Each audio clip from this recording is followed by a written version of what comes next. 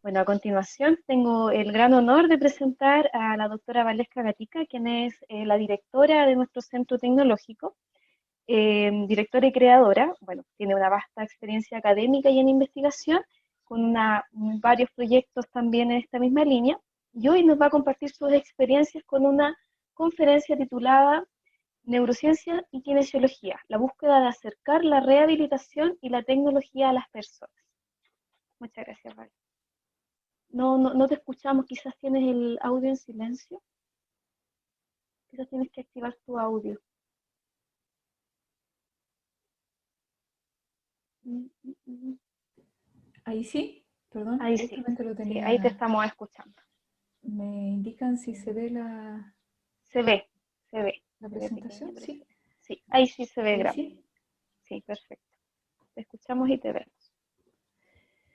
Bien, bueno, muy agradecida entonces de toda esta experiencia, de la audiencia que es grande. Yo les voy a contar un viaje o una historia, como indicaba mi colega Natalia, que la hemos titulado en realidad junto al equipo Neurociencia y Kinesiología, la búsqueda de acercar la rehabilitación y la tecnología a las personas. Bueno, este viaje tiene que ver obviamente con la formación que yo tuve. También esta charla es la primera que hago, probablemente que me va a permitir agradecer mi formación y cómo eso ha contribuido en mi vida y también en la vida de nuestros pacientes. De resultados no trae mucho, sino más bien ciertos puntos concluyentes. Y este viaje, en un aspecto de mi vida, sobre todo en lo interno, en lo humano, me hacía constantemente preguntas, pero una de ellas me marcó, que curiosamente no la puse acá, es que después de hacer varias investigaciones, ya durante 15 años y de varios proyectos científicos adjudicados, cómo llevar esa investigación hacia las personas. Es decir, que no solo quede en el artículo científico, el cual lo valoro muchísimo como científica, sino que también pueda llegar a las personas. Hubo un proyecto en particular que fue nuestro primer proyecto tecnológico, el de telerehabilitación del gobierno regional, que me marcó profundamente y me invitó a ir más hacia eso, tomar estas herramientas teóricas, ¿no es cierto?, estas dos herramientas, neurociencia y kinesiología, y llevarla, ¿no es cierto?, a un concepto de tecnología para acercar, en el fondo, la rehabilitación a los pacientes. En este proceso de viaje, bueno, mi institución, la Universidad de Talca, me ha apoyado muchísimo. Como kinesióloga, por supuesto, quiero agradecer a la Escuela de Kinesiología, que también más tarde, ¿no es cierto?, se genera el Departamento de Ciencia del Movimiento, que me ha apoyado en este proceso, a la Facultad de Ciencia de la Salud, muchísimo, al decano Carlos Padilla. Contarles que formamos primero un laboratorio de control motor humano en una sala muy pequeñita, que no saqué las imágenes, más que nada por el tiempo, de 16 metros cuadrados, no más que eso, y después formamos un laboratorio mucho más grande y hace muy poco, un año y fracción, el Centro Tecnológico como tal, el CTTN, Centro Tecnológico de Telerehabilitación y Neurociencia en el Movimiento Humano. Aquí, en esta diapositiva, están las primeras preguntas de hace 15 años. Neurociencia y kinesiología estaban convergidas en estas preguntas. El movimiento está del mismo color que la palabra de kinesiología, porque obviamente lo representa. Comprender el movimiento humano, cuáles son los mecanismos, la fisiología, ¿no es cierto?, que hay detrás en el movimiento humano, que es lo que yo he desarrollado durante estos 15 años, mi carrera como científica. El movimiento humano en un sistema nervioso central indemne y el movimiento humano en un sistema nervioso central dañado. Quiero comentarles, ser muy honesta, que estas preguntas las partimos, y hablo en plural, partimos al revés. En vez de partir en este orden, partimos desde abajo hacia arriba, o sea, totalmente al revés, y esto tenía mucho de ensayo y mucho de error también. Pero este es el orden que se debiera de seguir. Hace 15 años con mi colega que estuvo en la charla inicial, Edith Elgueta, ¿ya? Así que también, obviamente, me agradezco todo ese proceso que hicimos juntas. Bueno, este es mi fondo, el background que me contiene. La kinesiología, como como profesión, como ciencia, para mí ha significado mucho. En todo lo que ustedes vean acá, van a encontrar el recorrido y el sello, ¿no es cierto?, de la kinesiología. La especialidad que es en terapia boita contribuyó bastante en mí, pero debo reconocer que la practiqué desde el punto de vista clínico bastante poco. Seguía en el fondo curiosa, haciéndome preguntas, y obviamente de ahí termino aquello y paso al magíster en ciencias de la Universidad de Concepción, en mención en fisiología humana, en donde tuve la posibilidad de conocer a grandes personas, por supuesto a mi colega Magdalena, que acaba de presentar, nos conocimos allí en esa instancia, también al profesor Jorge Roa, Jorge Fuentealba, Cárdenas, que ya no está. Los congresos que hicimos, que realizamos en esa fecha y hasta el día de hoy, o hasta antes de la pandemia en realidad, han servido mucho. Las pasantías también a contribuir, ¿no es cierto?, con lo que derivé o lo que derivamos, ¿no es cierto?, finalmente, que llevar la kinesiología hacia algo tecnológico. Confesarles que jamás fue algo buscado, sino que en la medida de que iban saliendo estas interrogantes, se iban generando estas opciones y estos caminos que yo iba buscando. El doctorado obviamente fue algo que también contribuyó en mi formación bastante. Y por supuesto no lo puse, pero soy mamá y después del doctorado obviamente fui mamá, sentí el llamado a la naturaleza, así que fui mamá de mi hermoso hijo Nicolás. Buscando esta respuesta en este proceso de investigación, el movimiento humano en un sistema nervioso central indemne, hicimos varias publicaciones acá, pero en la medida que hacíamos publicaciones encontrábamos otras y comencé a introducirme a lo que era el control postural, al balance o el equilibrio y también la estabilidad postural. Debo ser honesta en el sentido que lo busqué en todos los grupos de edades y obviamente nuestros aportes científicos y los extranjeros llegábamos a las mismas conclusiones, en donde estos tres sistemas que se encargan de la postura humana, el visual, vestibular y propioceptivo o mecanorreceptivo, son dependientes del desarrollo de la madurez neural. Por lo tanto, el primero que madura, obviamente, es el mecanorreceptivo o propioceptivo, le sigue el visual aproximadamente a los 12 años y finalmente el vestibular a los 16 años. Por lo tanto, un buen control postural absolutamente maduro, uno lo tiene en esa edad, a los 16 años. Lo que avanzamos acá fue específicamente de que evaluaba a muchos individuos, niños, adolescentes, adultos jóvenes y adultos mayores, y obviamente muchos de ellos no publicábamos sus datos, sino más bien los teníamos casi ahí absolutamente bien guardados y comenzamos a reconocer ciertos patrones que se marcan dependiendo de la edad de las personas que estudiábamos. Por lo tanto, esto fue el primer atisbo de pensar de que podía existir la posibilidad de encontrar la dosis, es decir, la dosis, el tiempo de la sesión, cuántos minutos de durar una sesión, con qué frecuencia se debe repetir esa forma de hacer rehabilitación y el número de veces totales que debe alcanzar el paciente dependiendo de su diagnóstico y de su edad. Entonces eso comenzó a dar vuelta bastante en mi carrera y eso obviamente me llevó a avanzar. Obtuvimos proyectos científicos a nivel interno de la Universidad de Talca que nos contribuyeron bastante, que aquí están los títulos, y nos permitió también ir a nuestro primer problema, que es específicamente lo que ustedes ven en esta diapositiva, la pérdida del equilibrio, ¿no es cierto?, en el envejecimiento. Entonces, como dice esta diapositiva, una de las habilidades físicas más comprometidas en el adulto mayor y que afectan absolutamente su salud de forma directa es el equilibrio postural. Mantenerlo indudablemente contribuye con la calidad de vida, con el estatus de salud y con la independencia funcional. Perder el equilibrio, en cambio, posibilita las caídas, las fracturas de caderas que se ven en la parte inferior de esta diapositiva, también incluido puede ser la muerte, obviamente, de las personas mayores, y esto puede generar una elevada morbilidad o incluir la mortalidad.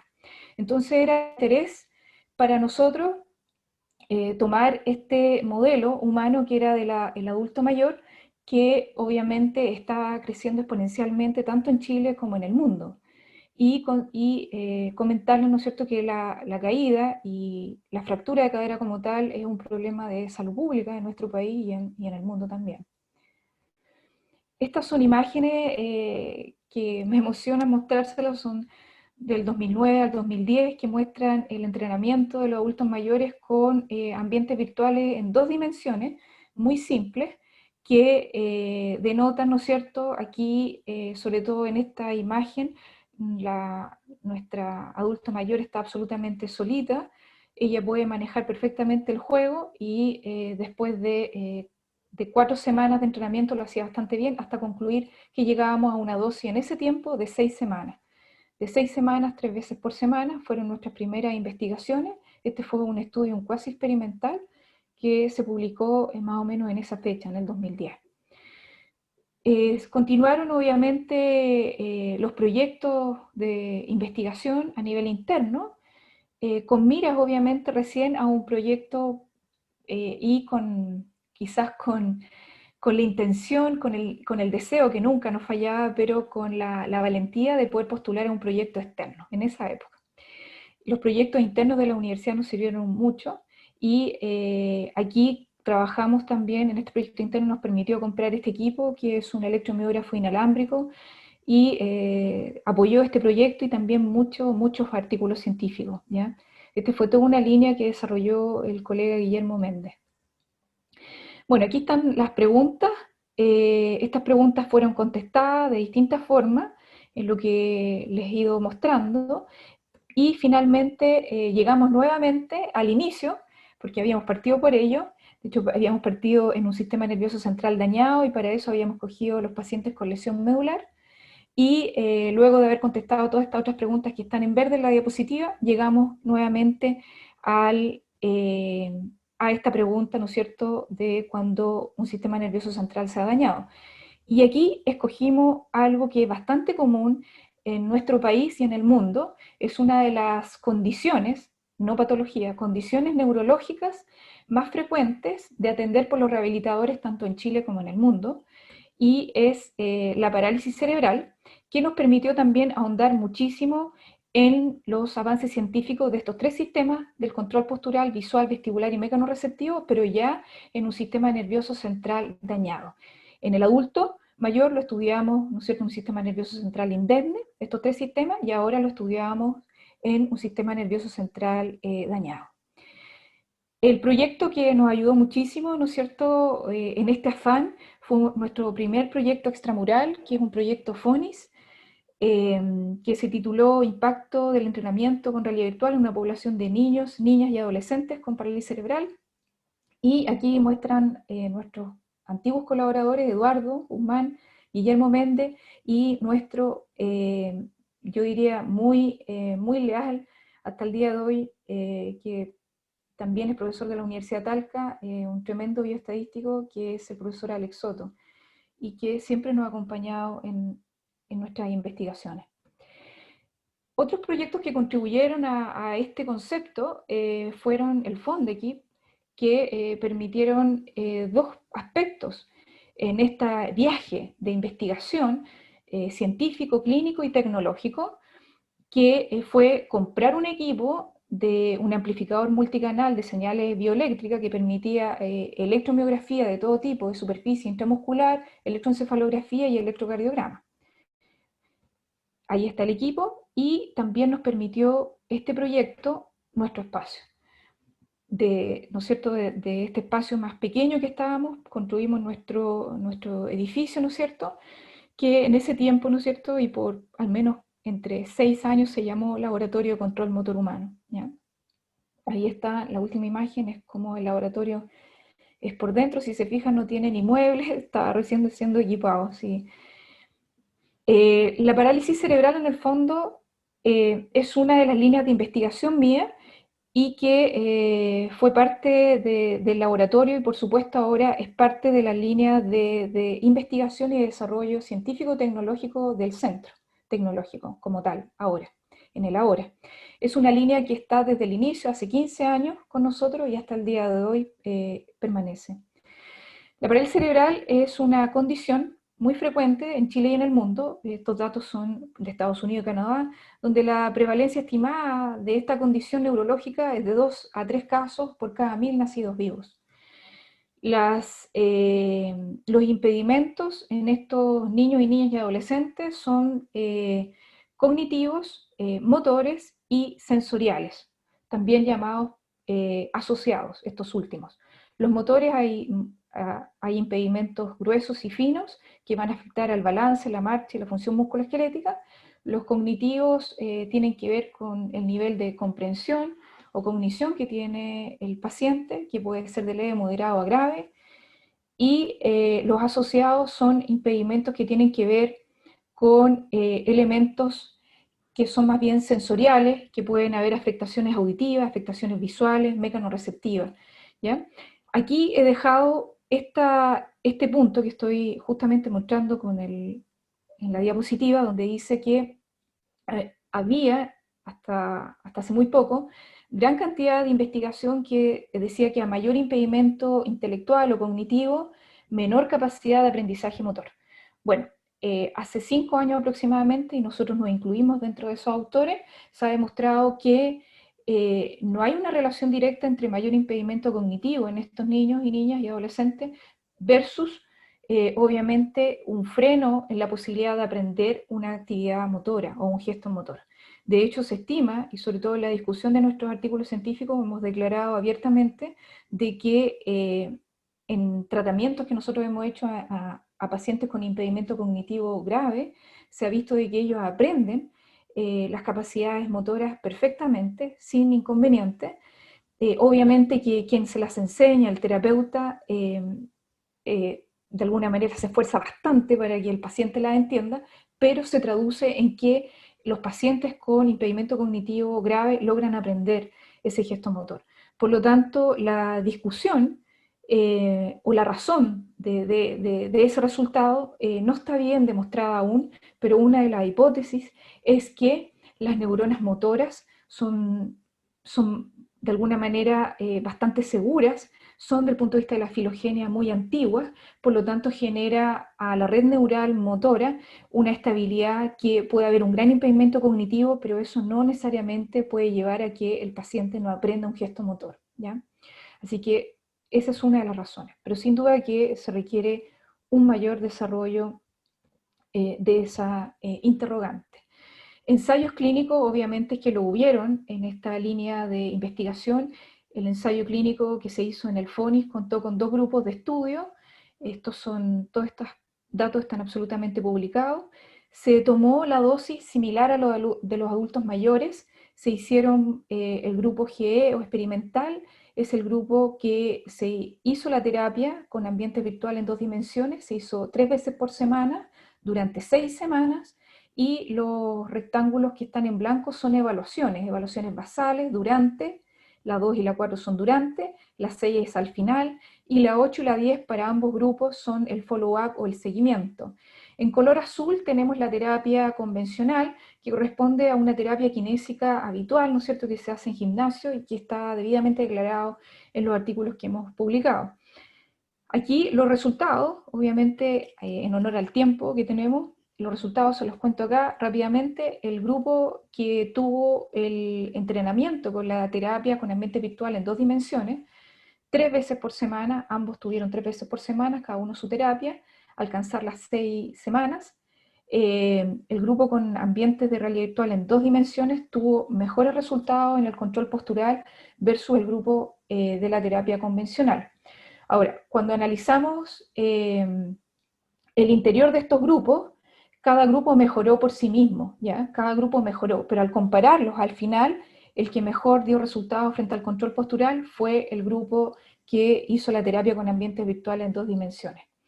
Cada grupo fue emparejado según diagnóstico topográfico y también según la edad. Con diagnóstico topográfico había un emparejamiento para el diagnóstico de diplegia, que es un compromiso, ¿no es cierto?, de las 4 extremidades, incluido el tronco, pero principalmente las inferiores, y hemiplegia, que es un compromiso motor de la mitad del cuerpo, de un hemicuerpo.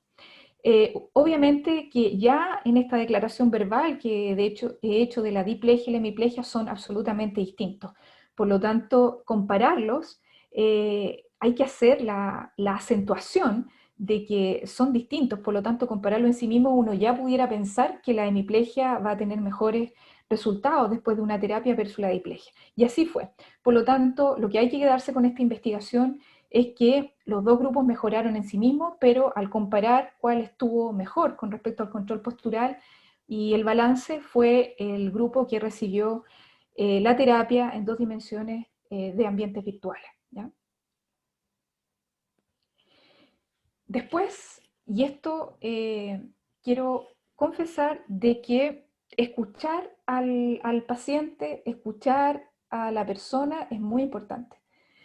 Cuando estábamos haciendo el reclutamiento de estos pacientes, las mamás, porque ellas eran principalmente las que asistían a estas terapias con los niños y niñas y adolescentes en esa época, las mamás o los pacientes que nos comentaban de que ellos sentían que sus músculos se ponían más blandos, que subían al bus o bajaban el bus de forma más ágil.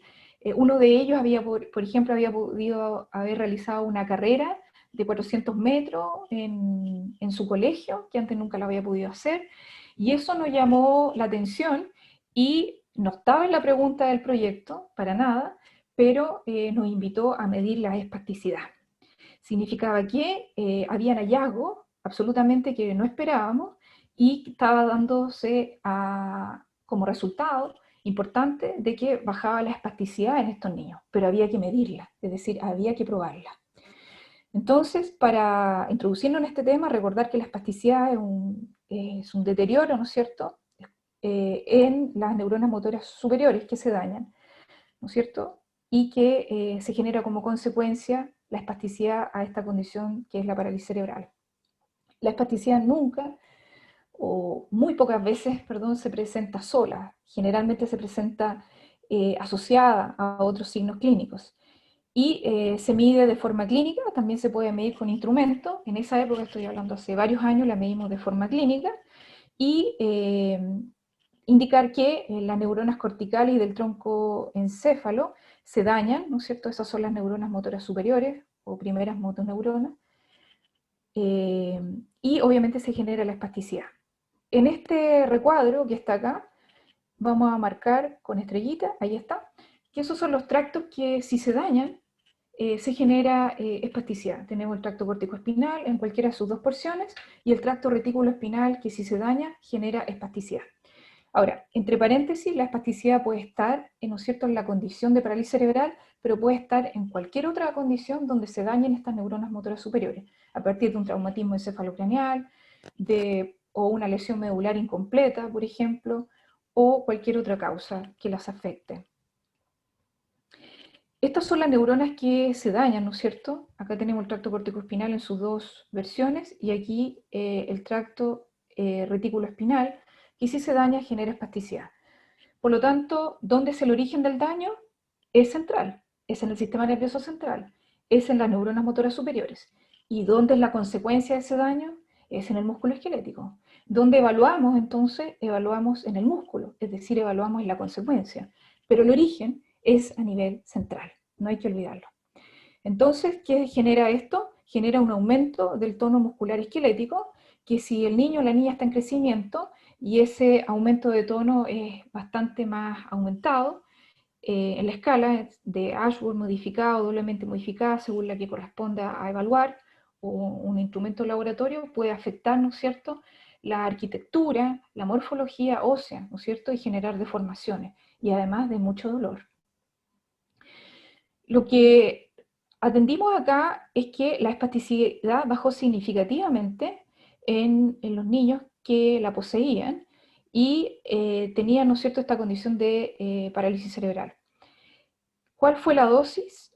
Eran específicamente 18 sesiones en 6 semanas, 3 veces por semana, 25 minutos cada vez, lo que da un total de 7,5 horas.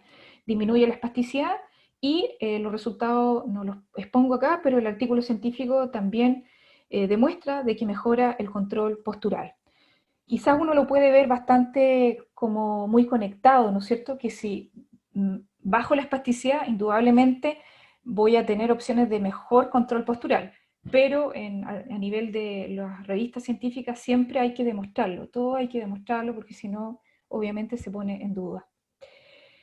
Esta parte de esta charla que estoy realizando es específicamente, son las preguntas ya en esta introducción que yo les hacía a ustedes, que teníamos bastantes preguntas contestadas desde el punto de vista científico, ya con ensayos clínicos debidamente inscritos, publicados, con proyectos de investigación internos y extramurales adjudicados, con un espacio nuevo, con laboratorio. Entonces un día se me pasó por la mente evaluar con calculadora en mano qué monto había en todo eso, y en realidad el resultado era impresionante y me causó el afán de cómo poder llevar la investigación que yo hacía, que el punto más alto era una publicación científica, pero llevarlo ahora a las personas, de llevarlo a las personas, ¿ya? Porque obviamente un artículo científico lo lee otro colega, un investigador, en nuestro país o en otro país, nos cita, etcétera. Uno puede salir bien evaluado desde el punto de vista de la academia, pero ¿cómo eso lo llevamos al ser humano? Así que estas preguntas van enfocadas en eso. ¿Pueden los ambientes virtuales mejorar el movimiento? Ya en la investigación científica que llevamos desarrollando por años, decía que sí. ¿Una terapia basada en ambientes virtuales en 2 dimensiones podrá mejorar componentes del movimiento? La investigación que llevábamos dice que sí. ¿Es posible crear una terapia de rehabilitación con ambientes virtuales? Eso nos faltaba todavía comprobarlo más veces. ¿Y es posible crear tecnología intuitiva que acompañe a una terapia con ambientes virtuales? También nos faltaba aquello. Entonces, las terapias de realidad virtual son muchas, y ahí nos introducimos hace ya varios años en conocer qué era la realidad virtual, qué eran los ambientes virtuales, qué era en 1 dimensión, en 2 dimensiones, en 3 dimensiones con parcial inmersión, en 3 dimensiones con total inmersión. Y ahí salió un literal review eh, que escribimos hace un tiempo, y aquí viene este punto, que específicamente la dosis justa, el tiempo de sesión, la frecuencia, el número de veces totales, que era algo que estaba en las diapositivas iniciales, sí fue respondido con los ensayos clínicos que se realizaron, tanto en adultos mayores como en la condición con parálisis cerebral, y se sigue desarrollando investigación hasta el día de hoy, que ya se las voy a contar, y se puede perfectamente construir terapia en ambientes virtuales en 2 dimensiones para ciertas condiciones, y ese es el ideal. Cuando uno está en la clínica, y cuando yo era rehabilitadora, uno siempre armaba un setting, un espacio en el gimnasio para el paciente, que podía tener la misma condición clínica que el otro paciente, pero era para ese paciente, y otro setting para ese otro paciente. Entonces es obvio que lo que está aquí y lo que hemos elaborado en estos años, sin duda que contiene aquello, y que uno debe construir estas formas de rehabilitar a los pacientes para cada condición, inclusive más, potencialmente para cada ser humano que tiene esa condición, es decir, del conjunto de esta condición X para cada individuo de esa condición. Nosotros creemos que es posible. Pero a lo largo de todo este proceso yo les quiero indicar algo y contar desde mi percepción y lo que yo he visto en la investigación, que probablemente en el área neurológica, lo digo con fuerza y acentúo esto, que probablemente no sea posible nunca reemplazar, y no buscamos aquello, reemplazar al rehabilitador, para nada. O sea, aquí se necesita el feedback. Todas las terapias que nosotros, que ya les voy a mostrar que hacemos, siempre se requiere el feedback del rehabilitador, siempre se requiere el feedback del kinesiólogo o kinesióloga. Trabajamos, como ustedes pueden ver, con una modalidad de ambiente virtual en 2 dimensiones, bastante simple, y aquí ustedes se pudieran preguntar, pero ¿existen otras variantes que ustedes trabajen? Claro, nosotros acá en el centro tenemos variantes de 3 dimensiones con máxima inmersión, que el Oculus Rift, por ejemplo, y indudablemente que antes de llevarlas a los pacientes tenemos que probarlas como tal. La probamos primero siempre en sujetos que tienen un sistema nervioso indemne. Los ambientes virtuales en 3 dimensiones, con parcial inmersión o máxima inmersión, nosotros y otros autores hemos encontrado de que es difícil llevar a el ciclo de edad de niños o niñas y adulto mayor. En el caso de los niños y las niñas, la respuesta a ello, la razón, una de varias, es que sus sistemas sensoriales están en vías de maduración. Por lo tanto, los ambientes virtuales en 3 dimensiones con parcial inmersión o máxima inmersión los pueden afectar.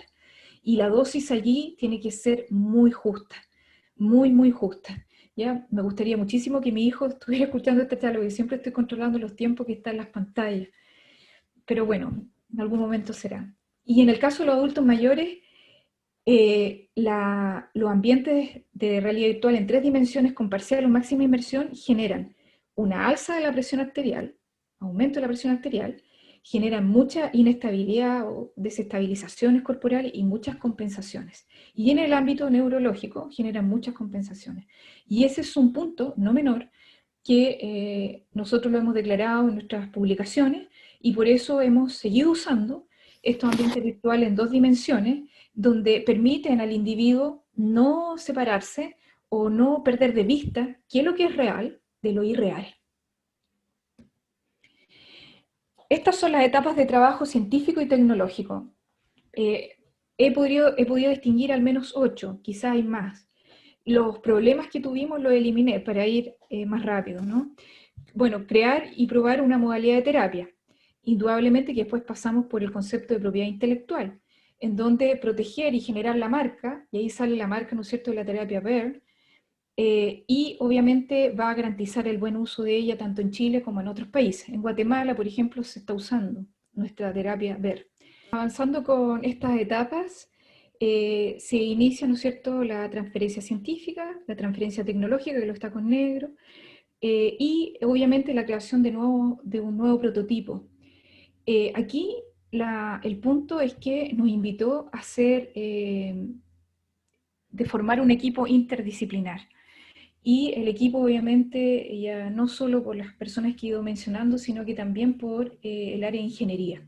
Ya nosotros contamos con el apoyo de colegas, ¿no es cierto?, como Esteban y Javier, que son del área de ingeniería civil en mecatrónica y que han contribuido mucho a este desarrollo, y también del colega de Marco, ¿no es cierto?, que es del área y docente de la carrera de Ingeniería en Realidad Virtual y Videojuegos de nuestra universidad.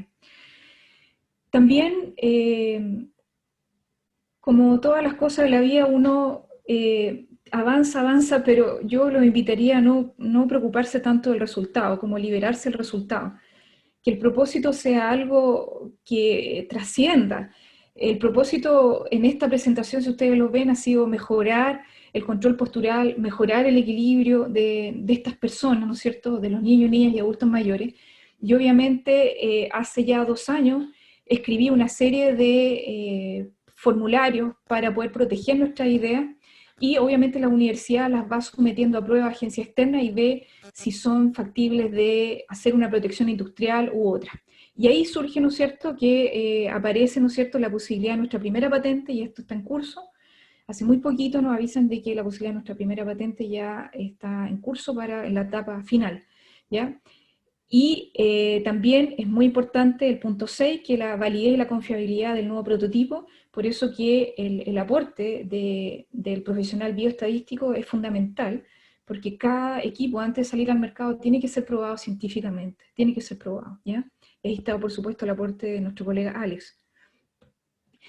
Estos son parte nosotros de nuestro dispositivo, que aquí han colaborado fuertemente Esteban, también nuestro colega que nos colaboró, Darían, entre otros, y vemos, ¿no es cierto?, la imagen que muestra esta plataforma. Y hemos aprendido en esta ruta, en este viaje científico-tecnológico, de ir en varios caminos en paralelo. Así como vamos desarrollando investigación científica y pasar desde la ciencia básica en mis procesos de formación de posgrado, que los valoro mucho, ciencia aplicada, investigación clínica y ahora desarrollo y transferencia tecnológica. Paralelo a eso construimos estos prototipos, construimos nuestro software. Tenemos un software de telerehabilitación que durante el año, ¿no es cierto?, mi equipo, sobre todo agradecer a la colega Natalia, que hizo el upgrade y está pronto a salir para ser en el fondo estrenado durante este año. Y está en una modalidad especialmente para las personas que hemos vivido el confinamiento, ¿ya? El punto 7 es algo muy importante porque es comparar la terapia cara a cara versus a distancia. Si la terapia ver es tan buena cara a cara, es decir, cuando uno la hace, el tratante hacia el paciente, y tendrá los mismos efectos, similares a efectos, hacerla a distancia, con menos guía. Eso es lo que estamos analizando los resultados, ¿no es cierto?, en estos momentos con el equipo, con nuestro guía estadístico, y prontamente vamos a publicar aquello. Y probando el punto 7, obviamente que se puede hacer perfectamente el punto 8, que es la aplicación de la terapia a distancia, ¿sí? Ese es un punto importante que nosotros como centro, para probar una terapia y decir que una terapia a distancia de telerehabilitación tiene efecto y decirle al paciente, mire, usted va a tener tal y tal efecto, es indudablemente importante científicamente probar de que eso suceda, ¿ya? Y en eso nosotros hemos estado trabajando. Contarles que estos son los proyectos, los últimos. El primero, en la parte superior, es el que nos permitió desarrollar nuestro software de telerehabilitación, que es nuestro primer proyecto FIC, que fue el proyecto que me abrió mentalmente la posibilidad de pensar de que todo lo que hacíamos en investigación podía llevar a los pacientes a partir del desarrollo tecnológico. Y el segundo proyecto lo adjudicamos hace muy poquito, que es la implementación de un programa tecnológico de ejercicio a distancia que previene, detecta tempranamente, educa y trata secuelas físicas en enfermedades prevalentes y por confinamiento en la población adulta mayor de la región del Maule. Nuestros proyectos y nuestros artículos científicos ustedes los pueden obtener de forma abierta en ese link, que es el link de nuestro centro. Quiero agradecer a nuestro equipo, el equipo de mi centro, que sin ello esta presentación y toda esta jornada no sería posible, y todo lo que he desarrollado en ella. Agradecer a nuestra gestora tecnológica, Natalia Ibarra, a nuestro lab manager, Agustín Bravo, a nuestro asistente administrativo, Mariel Mena, a nuestro Research Assistant, Jorge Gracia, y a Research Assistant que han estado y que han partido, ¿no es cierto?, a César Ávila también, entre varios otros que han estado y nos han colaborado. Muchas gracias. Muchas gracias, vale. Muchas gracias por trabajar tan arduamente en llevar todos los conocimientos de la teoría a la práctica y a la transferencia científica y tecnológica para llevar estos servicios a la población. No tenemos preguntas dirigidas hacia ti en esta oportunidad del público. Los dejamos invitados, por supuesto, en este minuto a que hagan alguna pregunta, si tienen, digamos, en este momento. Bien, y si no, vamos a pasar a la siguiente presentación. Acá te dan las gracias, Vale, y muchas felicitaciones por la interesante e innovadora propuesta.